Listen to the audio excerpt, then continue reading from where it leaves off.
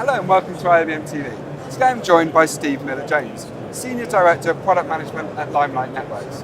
Steve, welcome to IBM TV. Thanks very much, good morning.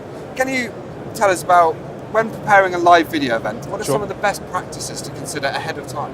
Yeah, it's a good question. I mean, there are always lots of things to consider about live streaming. You know, there's the event itself that you're capturing, the streaming, or if you're in charge of the cameras, or leading up to the production of that event. So there are a lot of pieces there, but sort of let's focus sort of post-production onwards. You know, you've got a kind of workflow which has got video coming out of a production suite.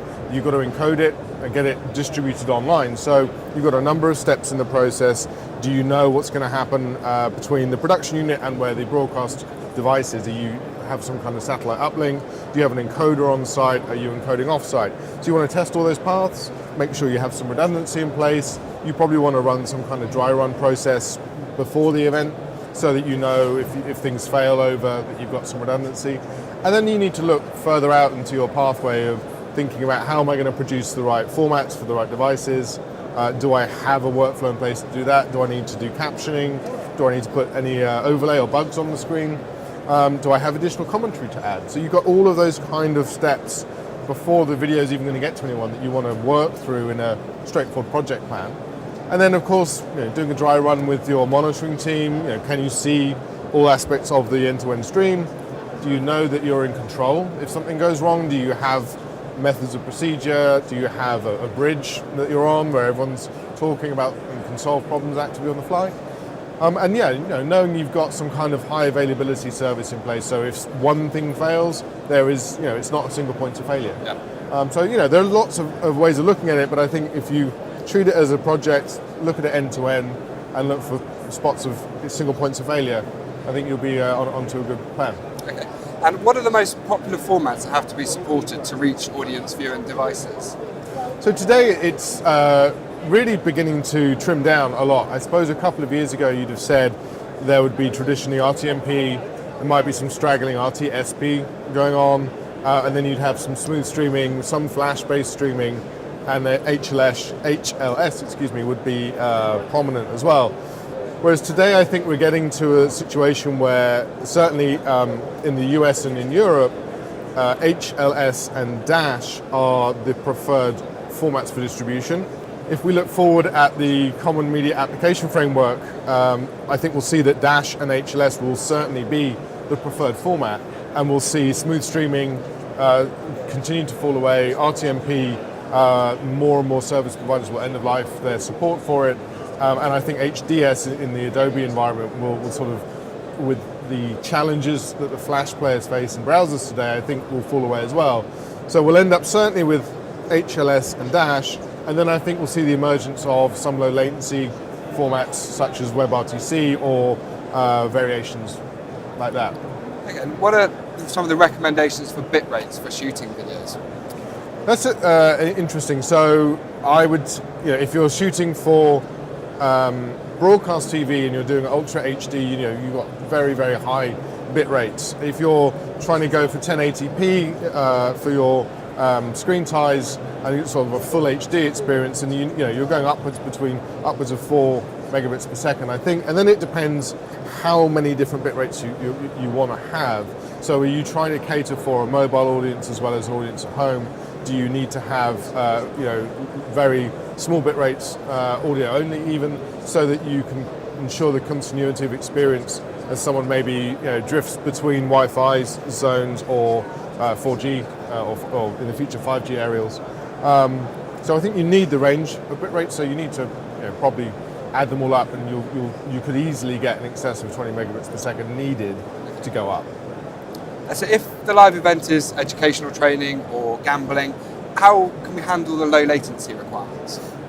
So it's a good question. Low latency was traditionally handled with RTMP, and it has been a sort of staple of that. And of course, that technology itself, there's no issue with it, but the distribution of it in the Flash players is sort of now, due to the way the browsers are behaving, and probably rightly so, is seen to be a bit of a security issue. So people don't like using the Flash player anymore. So Dash is a good format for trying to control your chunk size of your streams.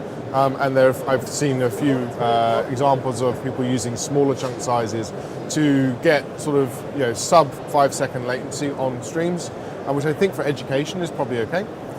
Education, I think the standard dash stream 10-second chunks is probably still going to serve your latency needs well enough, unless it's some examination or something like that. For the sort of betting and sports and live streaming, I think people are trying to look down at the 3 to 4 second latency and lower, and I think we have to look at dash as being one methodology of handling that.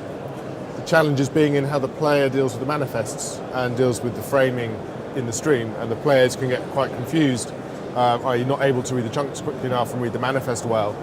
And then, of course, across the sort of betting world and live streaming, people are looking at the introduction of another UDP format that's less reliable in terms of how it error handles, and so gives a lower latency. So WebSockets or WebRTC streaming is looking to become a popular way of doing that. Many encoding platforms offer WebRTC output, and companies like Limelight are beginning to offer WebRTC services.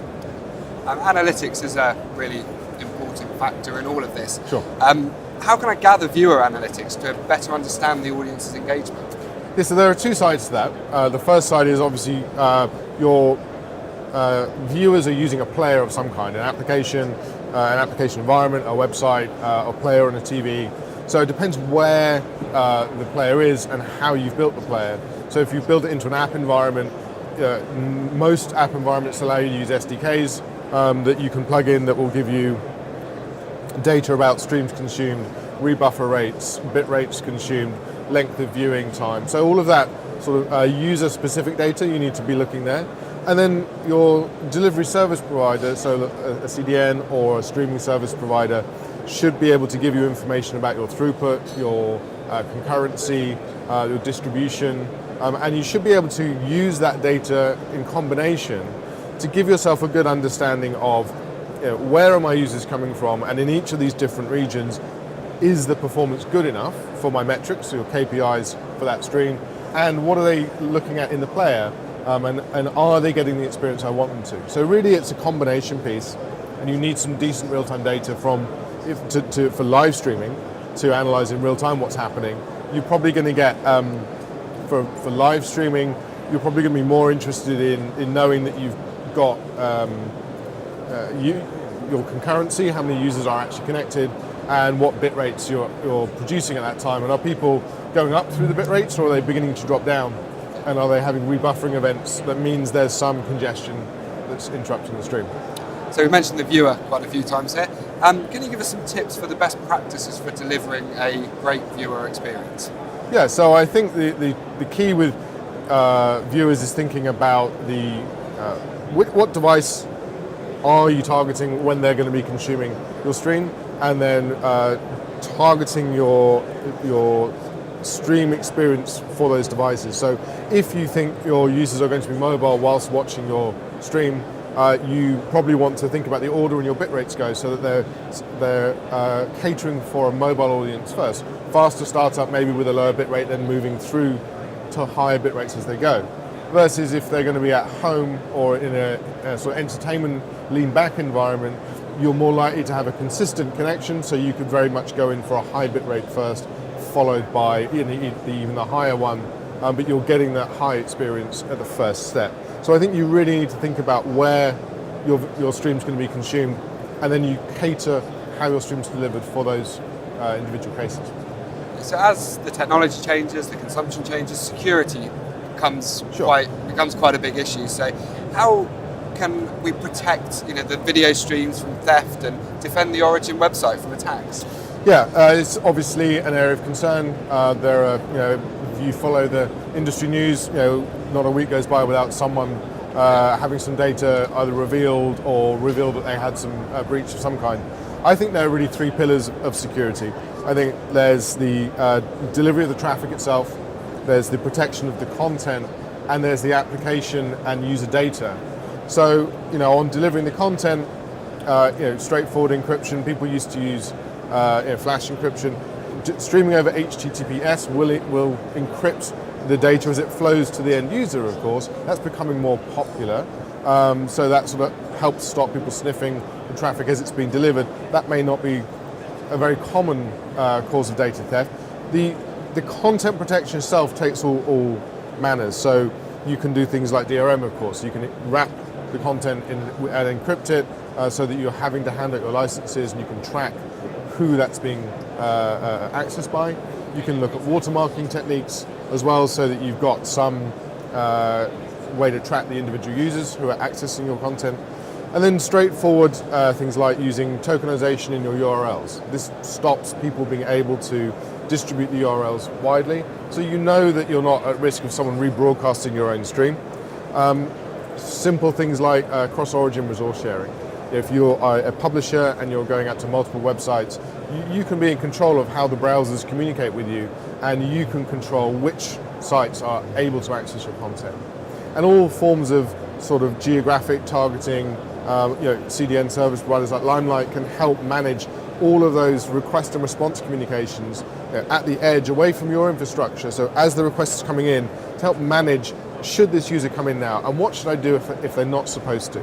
So all of that conditional access management, you can control way out at the edge, away from your own infrastructure, so you can help yourself remove that complexity by managing it within the service provider close to the user.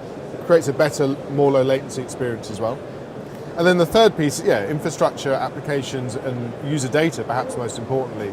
So, being able to protect yourself from large volumetric DDoS attacks, which will just stop your site being available. That is as damaging as anything else.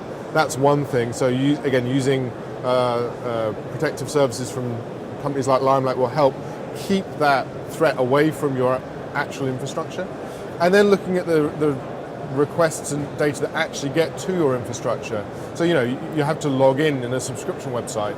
You have to log in, right? So you have to interact with that application. So using